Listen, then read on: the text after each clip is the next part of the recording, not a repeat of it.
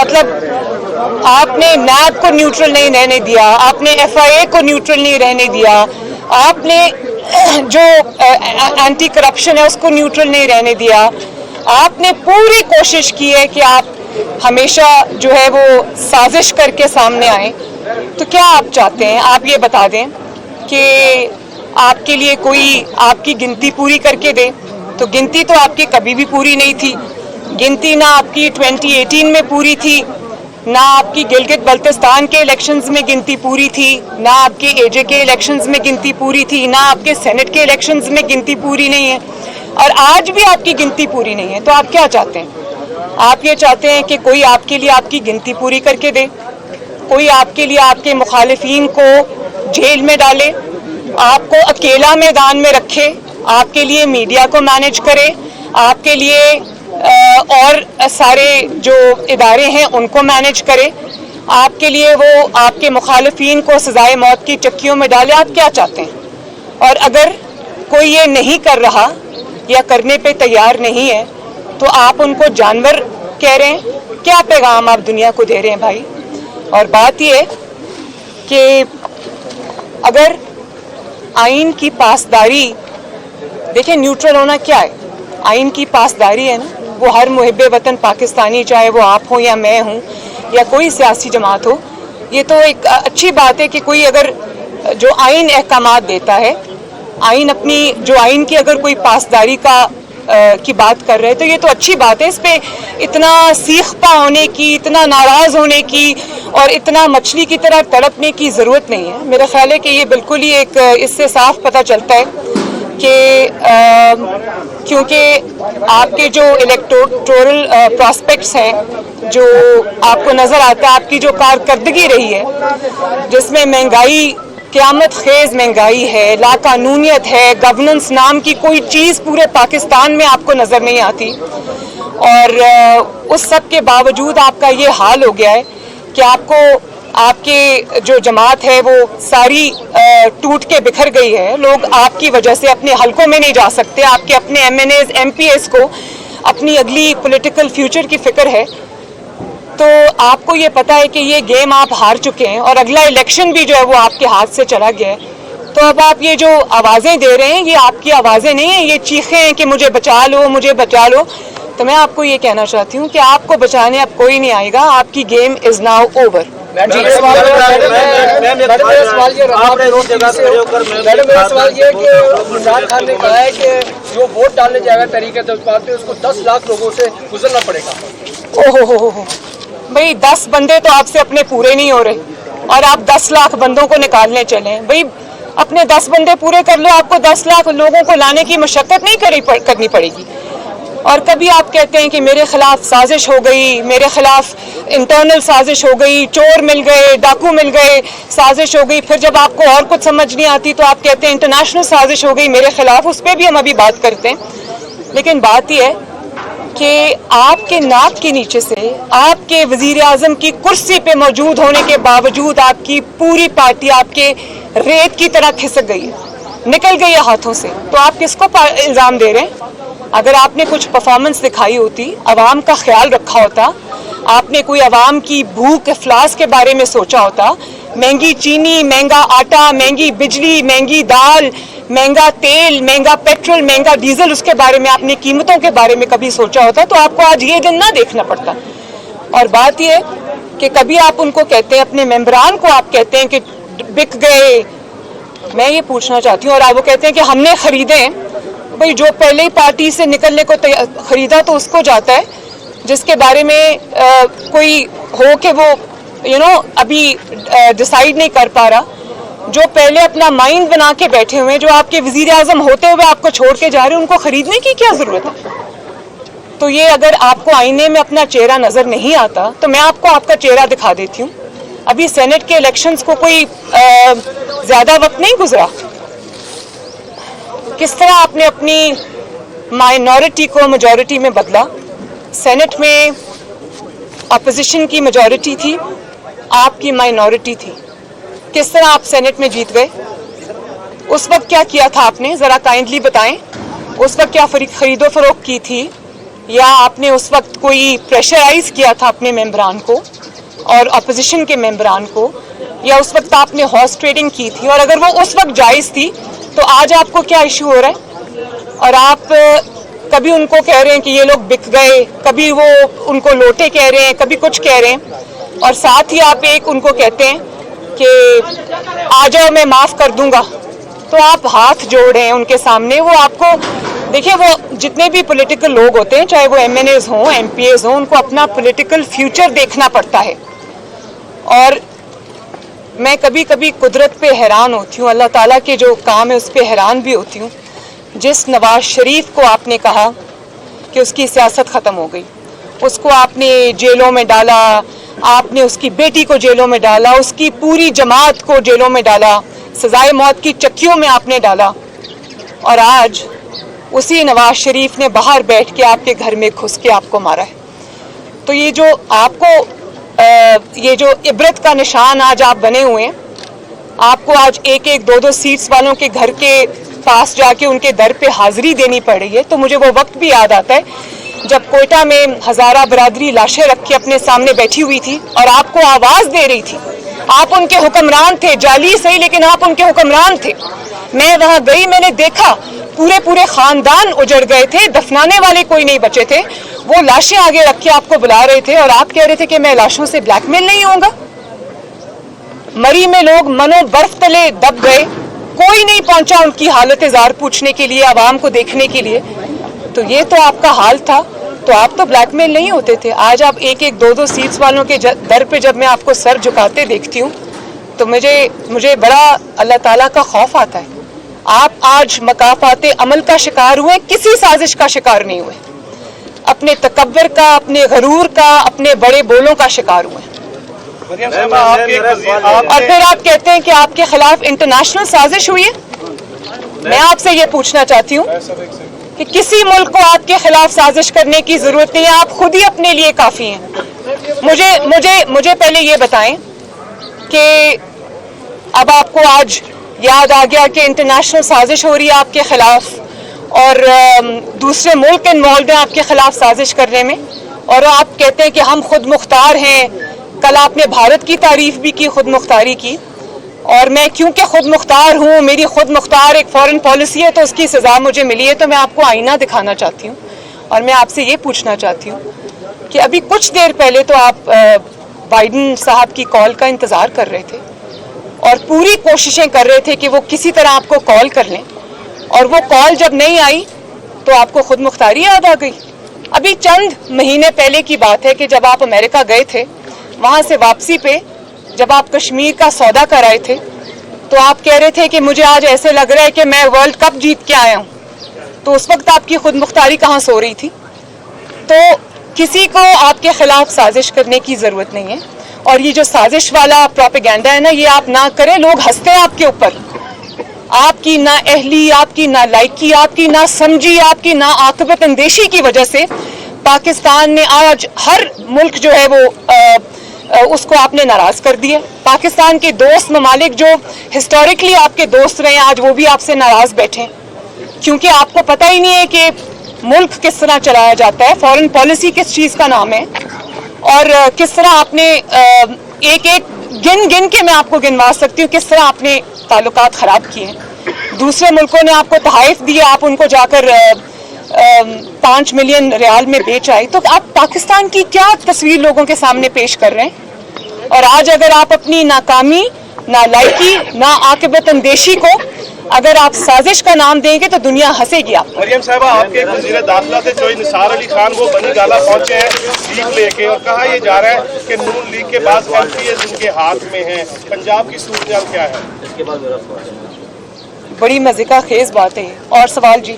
अच्छा मैम, आपने इस जगह खड़े होकर ये कहा था कि पाकिस्तान के अंदर वोट ऑफ नो कॉन्फिडेंस की मूवमेंट होती है, वो बगैर किसी मदद के कामयाब नहीं होती, मदद के बगैर नहीं लाती। और आज जो तरीके समात पेश की गई है, क्या ये बगैर किसी की मदद की आई है? बगैर किसी की मदद के कामयाब नहीं हो सकती, न्यूट्रलिटी से भी कामयाब हो सकती है। जी बनाने के लिए आप रजामंद हैं? ये तो अब डिसीजन सिर्फ मेरा तो नहीं है, ये तो सब बैठेंगे, ऑपोजिशन पार्टीज बैठेंगी, नवाज शरीफ साहब, शहबाज शरीफ साहब जो कि हमारी जमात के सदर हैं, ये सबके साथ मिलकर ये फैसले होंगे इंशाल्लाह जल्दी आएंगे। मैडम ये बता दें कि ऐसे वक्त में आप अदम एतमाद की तहरीक ला रहे हैं जब हुकूमत अपनी अहली की वजह से सब कुछ खो बैठी है, तो क्या वजह, क्या क्यों तरीके अदम एतमाद ला कर आप इमरान खान को सियासी शहीद तो नहीं कर रही, और नियो न्यूज़ पे तलत हुसैन साहब के प्रोग्राम की वजह से उनकी बंदिश भी शुरू कर दी है इस वजह। देखिए बंदिश ये इस तरह से लोगों को चुप कराने के, ज़बरदस्ती डराने धमकाने के तो दिन गए। अब तो इमरान खान साहब के हिसाब किताब का और उनकी बंदिश का वक्त है, अब तो उसकी खैर मनानी चाहिए। दूसरा जो आपने सवाल किया, देखें 4 साल बहुत होते हैं परफॉर्मेंस दिखाने के लिए, और अगर आप ये समझते हैं, आप उस दिन तकरीर में मैं इमरान खान साहब को सुन रही थी, वो ये कह रहे थे कि अहमकाना बातें आजकल वो करते हैं और एक एक बात से उनका डिफीटिस्ट माइंडसेट जो है वो झलकता है, और उनकी जो तकारीर हैं वो एक हारे हुए शख्स की तकरीर होती है। उसमें कभी वो मज़हब कार्ड इस्तेमाल करते हैं, कभी साजिश कार्ड इस्तेमाल करते हैं, कभी वो करप्शन कार्ड इस्तेमाल करते हैं। तो उनको ये पता होना चाहिए कि आवाम ने उनको रेड कार्ड दिखा दिया है, अब उनके हिसाब देने का वक्त है, अब उनके इल्ज़ाम लगाने का वक्त नहीं है। और जो बात आपने की कि देखें, अगर वो ये समझते हैं कि उनको शहीद होने का मौका मिल जाएगा, तो वो जो आवाम के नुमाइंदे होते हैं, उन्होंने आवाम की खिदमत की होती है। मुझे भी अभी भी वो वक्त याद आता है जब कभी कहा करते थे कि नवाज शरीफ की सियासत ख़त्म हो गई, लेकिन आज सिर्फ 4 साल के बाद, पौने 4 साल के बाद, आज अवाम नवाज शरीफ को आवाज़ दे रही है। आज नवाज शरीफ की अल्हम्दुलिल्लाह जमात चट्टान की तरह खड़ी है, एक शख्स नहीं टूटा नवाज शरीफ साहब की जमात से। और मुझे वो वक्त भी याद आता है, देखिए नवाज शरीफ साहब के साथ भी ज़्यादतियाँ हुई हैं, उनको भी उसकी बहुत बड़ी पॉलिटिकल और पर्सनल कॉस्ट देनी पड़ी है, लेकिन कभी उन्होंने तहजीब का दामन, तमीज़ का दामन हाथ से नहीं छोड़ा। उन्होंने कभी जलसों में खड़े होकर ये धमकियां नहीं दी कि मैं बहुत खतरनाक हो जाऊंगा। उन्होंने कभी ये नहीं कहा कि अब मैं खतरनाक हो जाऊंगा तो मैं छोड़ूंगा नहीं। और मुझे पता है कि ये धमकियां वो ऑपोजिशन को नहीं दे रहे, क्योंकि ऑपोजिशन ने तो उनका अताब जो है, उनका जो जुल्म है, उनके मजाले में उनको 4 साल बर्दाश्त किया है, फिर भी खड़े रहे। ये धमकियां वो किसी और को सुना रहे हैं। आप समझती हैं इमरान रूहानी कमजोर हो गए? और दूसरी बात ये कि कोई उनको ये समझाने वाला भी नहीं है कि ग्रेस अंडर प्रेशर क्या होती है। मतलब हम भी उन्हीं मरहलों से गुजर कर आए हैं, लेकिन कभी गालम गलोच नहीं की, कभी जबान दराजी नहीं की, कभी बाजारी जुबान इस्तेमाल नहीं की, कभी बोहतान नहीं लगाया, असूल पर बात की है, फैक्ट्स पे बात की है। और आप जब तकरीर करने खड़े होते हैं तो आप मज़हब का नाम लेते हैं। कभी आपने रियासत मदीना का नाम लिया और आपने अवाम के ऊपर बदतरीन मजालिम ढाए, और अब आप कहते हैं कि अमर बिल मारूफ। अमर बिल मारूफ का मतलब है कि नेकी का हुक्म दो और नहीं अनिल मुनकर, कि आप बुराई से रोको। तो आपने जो अपने जलसे का नाम रखा है अमर बिल मारूफ, तो मैं आपसे ये पूछना चाहती हूँ कि आप कौन सी नेकी है, कौन सी अच्छाई है जिसका हुक्म दे रहे हैं लोगों को? क्या आप लोगों को ये बता रहे हैं कि आपने जो आटे की कीमतें, चीनी की कीमतें, डीजल की कीमतें, पेट्रोल की कीमतें, तेल की कीमतें, सब्जियों की कीमतें, दाल की कीमतें, दवाइयों की कीमतें आपने आसमान पर पहुंचा दी हैं, तो क्या उस अच्छाई में आपका साथ दें?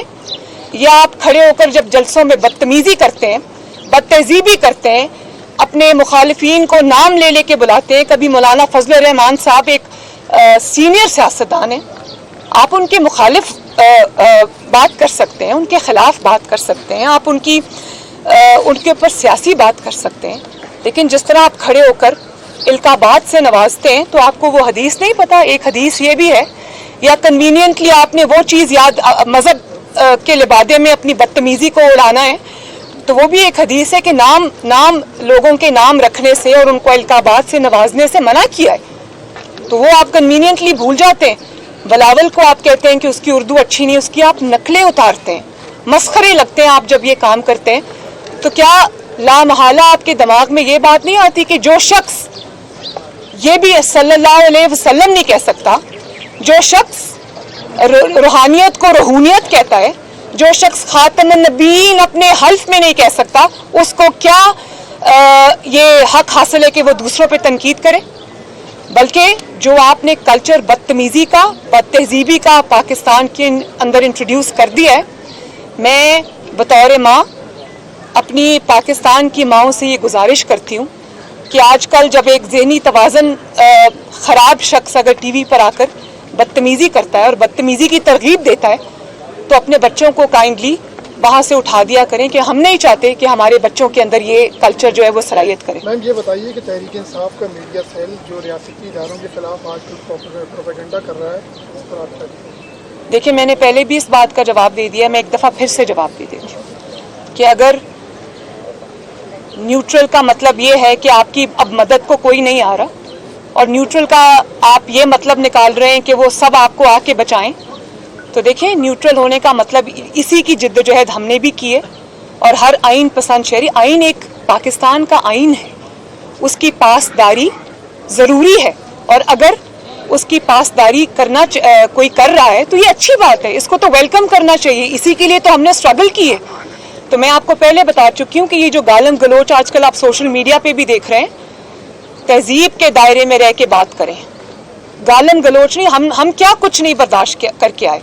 कभी नवाज शरीफ साहब को आपने देखा है कि स्टेज पे चढ़ के वो किसी को माइक पकड़ के धमकियां दें कि मैं छोड़ूंगा नहीं, मैं खतरनाक हो गया हूं, तो और मैं जब आऊंगा तो मैं और ज्यादा मैं अंदर। भाई तुम कौन सा ऐसा काम है जो तुम नहीं कर सके? कर चुके हो तुम ये सब काम, इसी वजह से तुम्हारा आज ये हाल हुआ है, ये मत भूलो।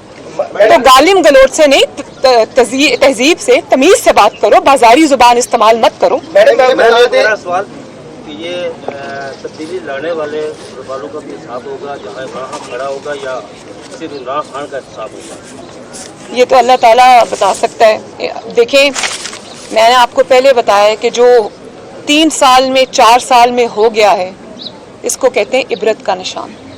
जिन्होंने इसे लाया था और जो वक्त ने, जो कुदरत ने, जो मैं यही कहूँगी कि इतने आपके चेहरे पे ऐसे ऐसे थप्पड़ पड़े कि आप बात करने के काबिल नहीं रहे। मैडम साहब, आप समझती हैं कि लोकल कमजोर पड़ चुके हैं और रूहानी साया भी खत्म हो गया है? इत्तेहाद नजर आ रहा है, ये शॉर्ट टर्म है या लॉन्ग टर्म चलेगा? और दूसरा ये बताइए कि इस तहरीक तक अक्सर होता है कि फिर दाएं बाएं भी हो जाते हैं मामला, तो इस बार जो है अपोजिशन के इत्तेहाद कहाँ तक? पहले वो बता। देखिए, नवाज शरीफ साहब ने, मैं एक PDM की मीटिंग में मौजूद थी जब उन्होंने ये कहा कि पोलराइजेशन सोसाइटी में बहुत, पॉलिटिकल पोलराइजेशन बहुत बढ़ गई है और हमें सब जमातों को साथ लेकर चलना है और हमें सबको सियासी धारे में, कौमी धारे में लाना है। तो मैं ये समझती हूँ कि इमरान खान ने जो पोलराइजेशन को उन्होंने फ़रोग दिया है, हमें उसका सद्देबाब करना है, हमें तमाम कुव्वतों को साथ लेकर चलना है, हमें एक नेशनल कंसेंसस, नेशनल रेकन्सिलिएशन की ज़रूरत है ताकि पाकिस्तान फिर से जो है वो तरक्की के सफ़र पे। मैडम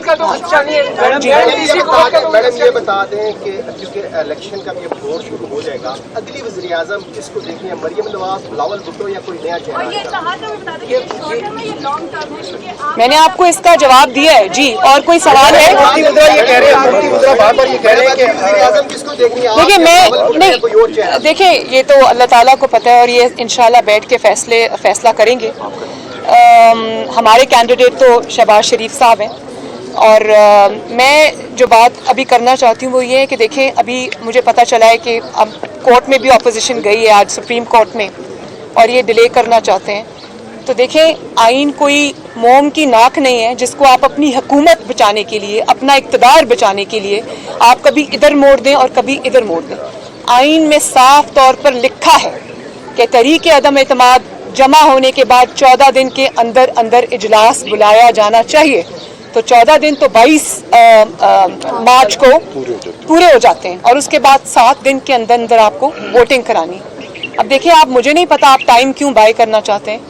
तो आइन को, आइन ना समझने की, आइन की बात ना मानने की, आइन के अहकामात ना मानने की सज़ा एक ही है और वो है आर्टिकल 6। तो मैं अदालतों की तरफ भी देख रही हूँ कि इस शख्स को आइन का हुलिया बिगाड़ने से, अपनी हुकूमत को बचाने की खातिर इससे रोका जाए और ये एक प्रेसिडेंट ना सेट किया जाए जो कि पाकिस्तान के लिए अच्छा नहीं है। मैडम, तीसरी हुकूमत के आने का इम्कान तो नहीं? और दूसरी बात ये कि मैं इस्लामाबाद की इंतज़ामिया को भी ये कहना चाहती हूँ कि एक ऐसा शख्स जो कि अब हार चुका है और पाकिस्तानी अवाम के निशाने पर है, ऐसे शख्स के अहकामात बजा ना लाएं اور खामखा इस सारे जो आईनी और कानूनी प्रोसेस में बिल्कुल भी जो है वो इंटरफेयर ना करे, वरना उसके कॉन्सिक्वेंसेस होंगे। बेअसर हो गया है। थैंक यू जी, बहुत शुक्रिया जी, थैंक यू, बहुत शुक्रिया, थैंक यू वेरी मच।